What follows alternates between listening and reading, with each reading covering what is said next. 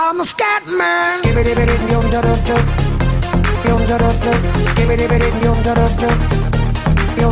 I'm a scat man.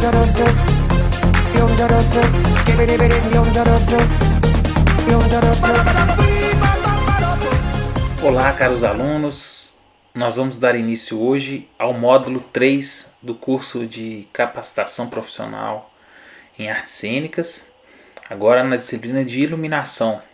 Terminamos no módulo 2 o curso de introdução à iluminação, onde nós trabalhamos alguns temas relativos à iniciação do conhecimento da iluminação teatral.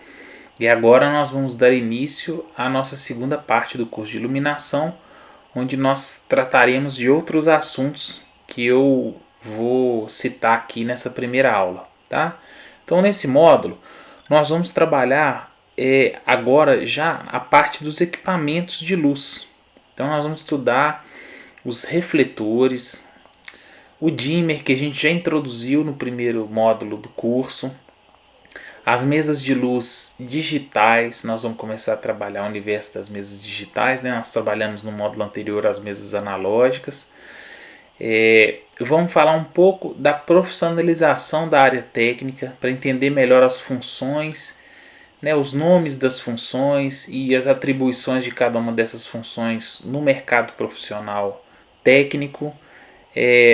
Vamos falar um pouco da prática de montagem, as montagens de luz, afinação de luz, programação de luz, os ensaios técnicos, as atividades relativas à área técnica num procedimento tradicional de montagem, a parte também de documentação dos espetáculos, desde os documentos iniciais. Nós tratamos no primeiro módulo, aí no módulo 2 do curso, sobre o mapa de luz. Apresentamos alguns itens essenciais de um mapa de luz. Nós vamos aprofundar na questão do mapa de luz, os roteiros, os diversos roteiros que são gerados a partir dessa documentação: roteiro de operação, roteiro de plugagem, roteiro de afinação, o descritivo de montagem, e o rider técnico, que seria uma espécie do conjunto desses documentos. Nós vamos falar o que é o rider técnico, qual a importância dele, o uso que é feito, a importância dele para nós. E vamos falar também sobre a parte de logística de circulação de espetáculos. Afinal de contas, nós estamos nos formando como atores, e o nosso objetivo, eu acredito que o objetivo de muitos aqui de vocês, depois de estrear os espetáculos de vocês, que vocês consigam circular com os espetáculos, viajar, se apresentar em outras cidades, em outros teatros, e levar o trabalho de vocês para o máximo de pessoas possível. Então nós vamos falar um pouco sobre essa parte de logística de circulação, que envolve não só a parte de produção, mas também a parte técnica, as pré-produções técnicas, as reuniões técnicas, as adaptações dos espetáculos. Nós vamos falar um pouco sobre isso também, e vamos falar sobre o processo de criação de luz, como se costuma se dar um processo de criação de luz. Vamos falar de algumas maneiras que a gente conhece, que a gente está habituado a vivenciar no mercado atual. Vamos apresentar aquela que a gente acredita que seja o formato ideal de processo de criação de luz.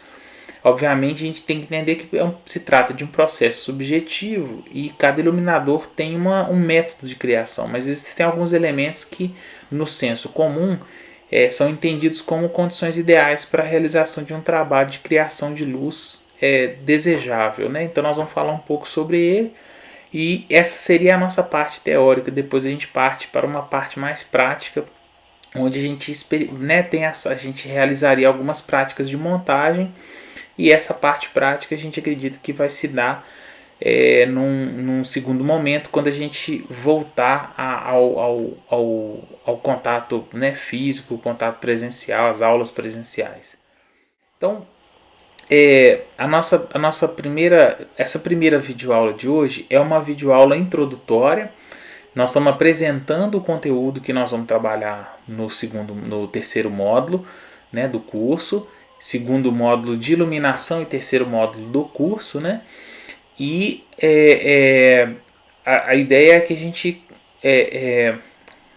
trate hoje de algumas ideias preliminares para depois a gente começar a desdobrar o conteúdo.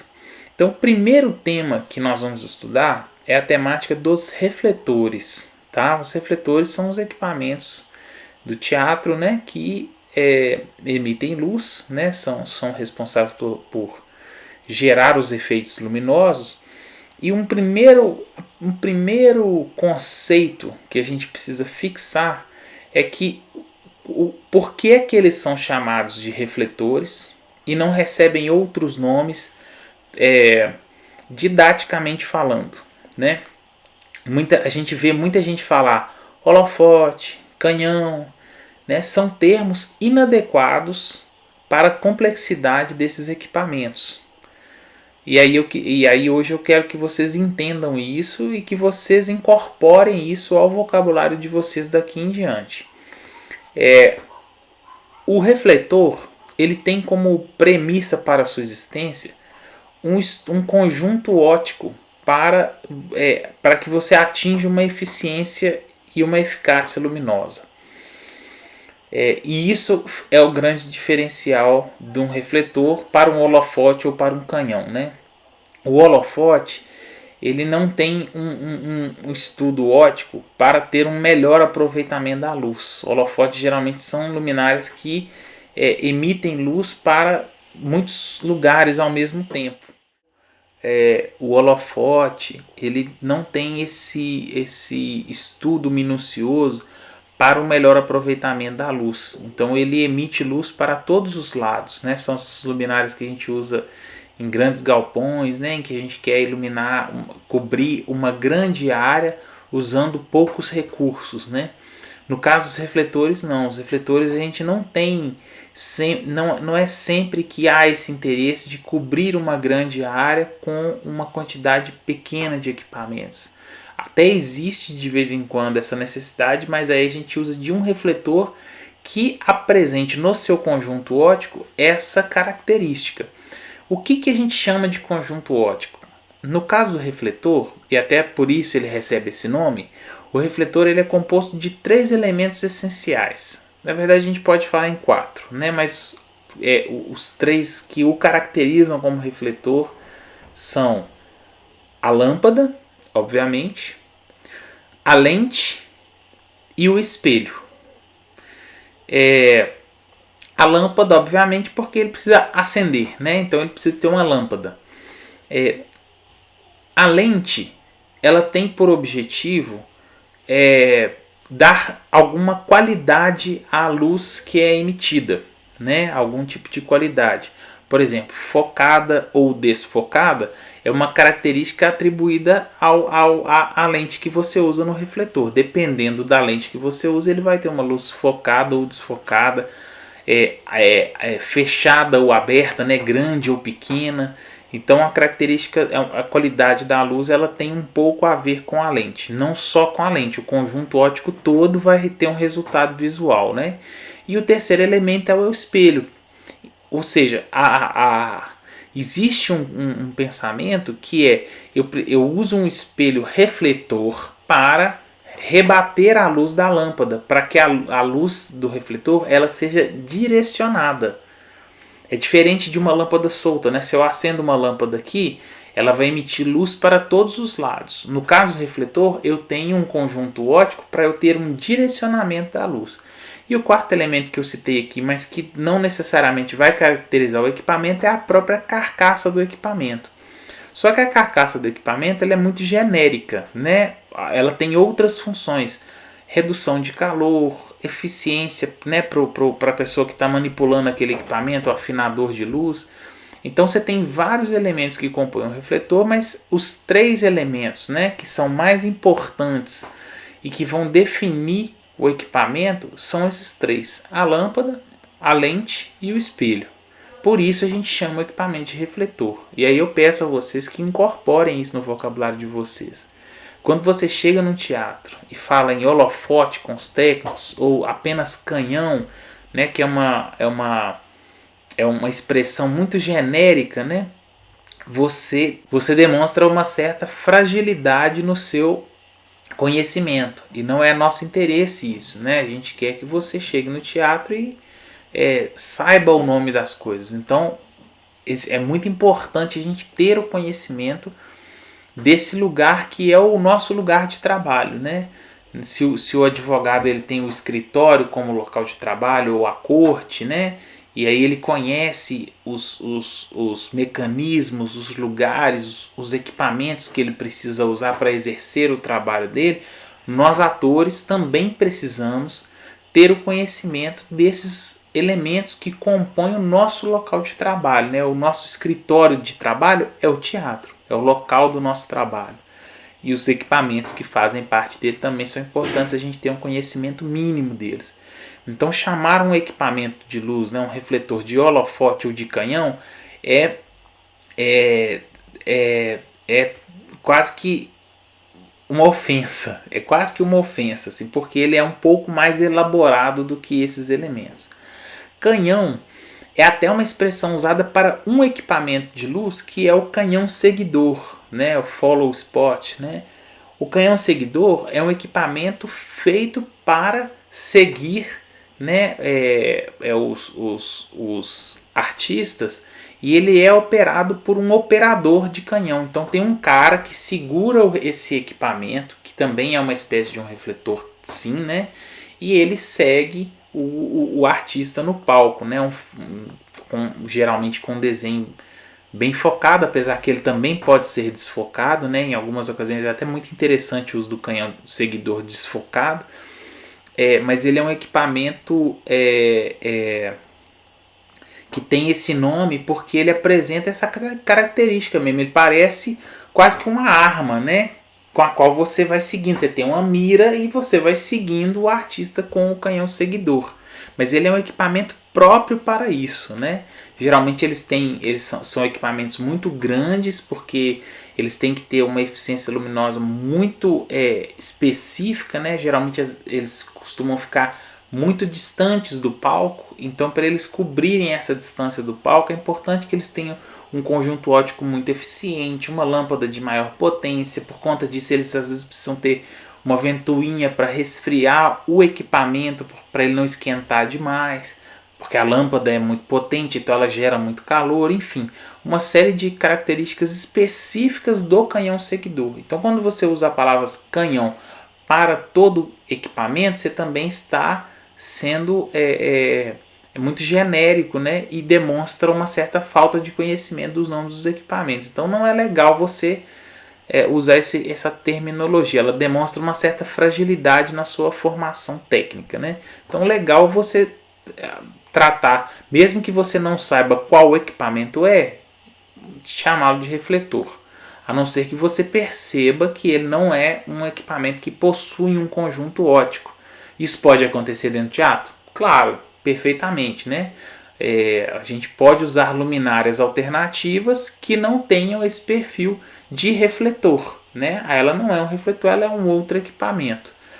Mas o que caracteriza o refletor basicamente são esses três elementos. E o interessante é que cada refletor tem um conjunto óptico específico para ele. E por conta disso, esses equipamentos vão receber nomes em função desses conjuntos ópticos e do resultado luminoso que ele vai oferecer.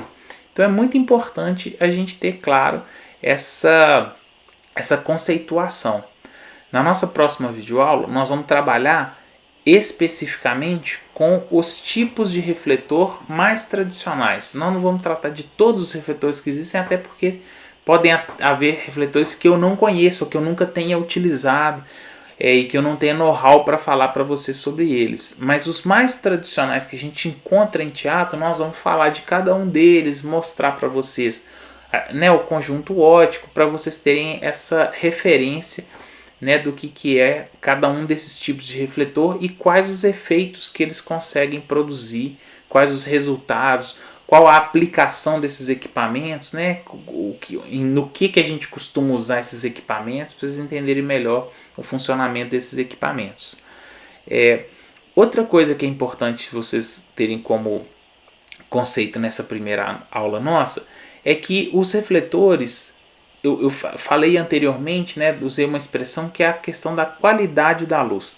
Existem muitas vertentes aí com relação à qualidade da luz, porque existe o estudo da luz na fotografia também, né? O estudo da luz na fotografia, na pintura, né? E no caso da iluminação cênica, né, os iluminadores eles se apropriaram de alguns termos que são usados na pintura e na fotografia para falar da qualidade da luz. Eu vou usar algumas terminologias aqui que vez ou outra vão bater com o que se diz na fotografia e na pintura e às vezes não vão coincidir também, porque é um entendimento da iluminação mesmo. Nós não vamos tratar de questões de fotografia ou de pintura aqui. Então, às vezes na fotografia e na pintura a gente fala em luz dura, né? E às vezes eu vou falar com vocês em luz dura, mas às vezes não vai ser a mesma percepção da fotografia ou da pintura, porque o uso é diferente do recurso da luz e os resultados também acabam sendo um pouco diferentes. Mas nós vamos usar algumas expressões aqui. Então, essas características da luz, elas são relativas à qualidade da luz, né? Então, eu falei aqui, por exemplo, de focado e desfocado, né? São duas características diferentes. Na fotografia, focado e desfocado tem a ver com a imagem, né? Na luz, não é necessariamente com a imagem. Quando a luz está desfocada, não quer dizer que a imagem final que você vê está desfocada. O que está desfocado são as bordas, né, da luz, do desenho da luz no piso ou no cenário. Então é diferente, por exemplo, se eu tenho um foco bem focado ou um foco desfocado, você tem um resultado visual diferente, né? E dependendo da sua intenção, esse resultado ele pode ser não quer dizer que o desfocado é ruim e o focado é bom, né? Isso vai depender muito da imagem que você quer construir, do resultado visual que você quer construir. E em cada circunstância você vai avaliar o que é melhor para você, né? Às vezes vai ser o focado, às vezes vai ser o desfocado, mas isso é diferente, por exemplo, na fotografia. O resultado visual, né, é um pouco diferente. No caso da iluminação, para você conseguir esse efeito de uma imagem estar desfocada e focada, você não vai conseguir isso usando o focar e desfocar do refletor. Você vai conseguir isso se aproveitando dos ângulos, das direções de luz que a gente estudou no módulo passado. Então é um uso um pouco diferente, né? Eu não vou falar de todas as qualidades de luz aqui hoje para vocês, mas nós vamos começar a ilustrar isso. E aí vocês vão incorporando isso aos poucos ao vocabulário de vocês. Então eu falei, por exemplo, de focado e desfocado, né? A gente pode falar de uma luz mais chapada, por exemplo. Essa expressão é muito usada na iluminação cênica, né? Quando a luz está chapada. A luz chapada, geralmente, é quando é uma luz que não tem, não se apropria da volumetria das coisas. É uma luz que ela revela as coisas muito escancaradamente, né? Então, se eu colocar um refletor exatamente no nível do meu rosto, iluminando diretamente o meu rosto frontalmente, eu vou criar uma luz chapada, que é uma luz que vai revelar o meu rosto sem nenhuma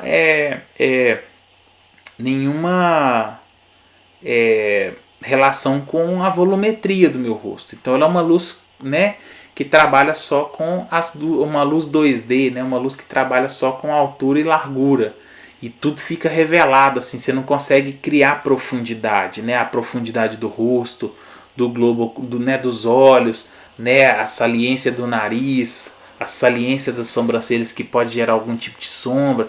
Então tudo isso se perde na luz chapada porque ela está chapada, né, frontal, né, totalmente frontal e no nível, né. Por exemplo, mesmo a luz frontal, quando a gente estava estudando direção de luz, mesmo a luz frontal, como os refletores estão pendurados ou então vão estar no chão, você cria algum ângulo e esse ângulo ele já quebra um pouco essa luz chapada, já é um pouco diferente. É óbvio que em algumas situações a luz frontal, dependendo da relação de altura do palco e do pé direito do teatro, ela vai ficar chapada ou não, mas essa é uma expressão, por exemplo, que a gente usa muito, né, para poder dizer da qualidade do efeito luminoso que foi alcançado, né? E aí, quando a gente pensa em termos de luz, aí a gente, né, pegando outra expressão, quando a gente pega em termos de luz dura, né, que é outra expressão utilizada na iluminação cênica, a gente está pensando nessa combinação que envolve a direção da luz e o fato dela estar focada ou desfocada. Então, quando você tem uma luz focada e a direção de luz ela favorece a volumetria, você consegue perceber os resultados dessa luz com um desenho mais definido ou menos definido. Então, por exemplo, até a sombra que eu vou gerar a partir da direção de luz, ela também pode ter uma qualidade. E essa qualidade, às vezes, a gente associa a essa dureza, né? Quando a luz ela é muito dura, tudo dela é muito definido. Os ângulos, os resultados de sombra, né? Você tem tudo muito desenhado, tudo muito definido. E quando você não tem uma luz dura, as coisas são mais suaves, né? Mais desfocadas. Você não consegue perceber muito bem onde que acaba ou termina o foco, né? Porque ele se dilui, é uma luz que está mais diluída no espaço. Ela tende a parecer uma luz mais natural, não que ela seja, né? Porque a luz dura também pode ser natural, né? Essa luz que às vezes entra pela janela e desenha, né, usa a geometria da própria janela gerando linhas retas, né, no espaço. Isso tudo são elementos que vão fazer com que a luz tenha uma qualidade. E o iluminador, o iluminador experiente, ele sabe se aproveitar desses elementos para poder gerar esses desenhos de maneira natural. Então o iluminador ele vai saber aproveitar esses elementos para poder favorecer o resultado luminoso e trazer um pouco dessa naturalidade ou não, né, se for do interesse do processo criativo dele, para a cena, né? Ele vai se aproveitar dessas características. E aí que é interessante a gente entender, né, como que cada equipamento, como funciona cada equipamento, cada conjunto óptico de cada equipamento e o resultado luminoso que cada um desses equipamentos vai ter. E é importante também o iluminador ter o conhecimento disso, é fundamental para o iluminador ter o conhecimento disso, porque aí ele vai fazer a escolha dos equipamentos para as funções que ele determinar num projeto de luz de um espetáculo. Então, eu vou fazer uma luz frontal. Qual equipamento é o ideal? Eu quero uma frente que seja bem definida, que a gente consiga perceber onde ela acaba e onde ela termina. Ou eu preciso de uma luz mais diluída no espaço, que fique mais natural. Ou eu preciso de uma luz mais chapada mesmo, porque eu só uso essa luz no agradecimento final e aí eu preciso revelar os rostos dos atores. Enfim, né? Tudo depende da intenção, né, que o iluminador quer para aquele efeito. Obviamente, né, isso se dá no diálogo com a direção do espetáculo, com os cenógrafos, com os outros artistas da equipe criativa do espetáculo, né? E para que esse discurso tenha unidade, né? Para que esse discurso tenha unidade, assim. O iluminador ele não decide isso sozinho. É óbvio que ele, como artista criador, ele vai ter as ideias dele, ele vai defender as ideias dele no processo criativo, mas ele está em constante diálogo com a direção do espetáculo, com a cenografia, com os produtores, para que ele possa chegar num resultado que seja interessante para todas as partes envolvidas no processo criativo. Então, o conhecimento desses equipamentos e dos resultados que eles atingem, das funções que eles vão desempenhar dentro de uma criação de luz, eles são fundamentais, e na próxima aula a gente vai começar a falar sobre cada um desses equipamentos separadamente, né? Talvez a gente gaste, eu não sei exatamente, mas eu acredito que a gente deve gastar mais de uma aula para falar sobre cada um deles, porque a intenção não é só falar, mas mostrar para vocês ao vivo esses equipamentos. Ao vivo, eu digo assim, né, na câmera, né, eu vou demonstrar aqui para vocês nas minhas mãos, e tentar dar o máximo de detalhes possível. Depois, quando a gente for para a parte prática, eu vou colocar esses equipamentos nas mãos de vocês para vocês manipularem esses equipamentos, entenderem como que eles funcionam, ligarem esses equipamentos para vocês entenderem a diferença do resultado luminoso em loco, né, para vocês entenderem e visualizarem essa materialidade que a luz tem, né, e que ela é uma coisa que às vezes fica nesse lugar da imaginação e a gente não consegue transpor isso para a realidade porque a gente não vê de fato a coisa acontecendo. Obviamente que com o tempo, à medida que vocês entenderem o funcionamento desses equipamentos, automaticamente, quando eu falar o nome do equipamento, você vai associar o efeito luminoso que ele consegue produzir. Então eu vou falar assim, o refletor par 64. Eu sei o que é e eu sei que luz que ele pode gerar, né? Você tem essa associação. Isso para vocês no uso do teatro é interessante, às vezes vocês saberem, poxa, aquele foco que eu uso em cena, ele é feito com um refletor par. O refletor par tem essa e essa característica. Como que eu consigo me aproveitar dessas características em cena, né? Do resultado luminoso que esse refletor produz. Eu já trabalhei com atores que, por conhecerem os equipamentos, souberam tirar proveito disso e criaram inclusive outros efeitos luminosos a partir da sua movimentação em cena, do uso de algum objeto que refletia a luz ou que rebatia a luz e o iluminava de uma outra forma, né? Então é interessante esse uso por parte de vocês, atores. Bom, a aula de hoje é basicamente isso. Na nossa próxima videoaula, como eu já disse, nós vamos trabalhar sobre os refletores separadamente. Estou muito feliz por começar o módulo 3 com vocês e bem empolgado com o processo de montagem, né? Tomara que seja uma experiência muito rica para todos nós. Dando as boas-vindas para vocês para o módulo 3. Convido vocês a mantermos a mesma disciplina que propusemos no módulo 2, de não deixar as videoaulas acumularem, nem as atividades. Tendo dúvidas, podem me procurar, seja no Google Classroom, ou no WhatsApp, ou por e-mail, né? Vamos tentar manter o máximo de contato possível para que a gente tenha um bom aproveitamento e para que quando a gente for para a parte prática, a gente tenha feito uma boa base teórica, né? E aí a gente consegue ir para a prática com um conhecimento teórico bem consolidado. Muito obrigado e até a próxima videoaula.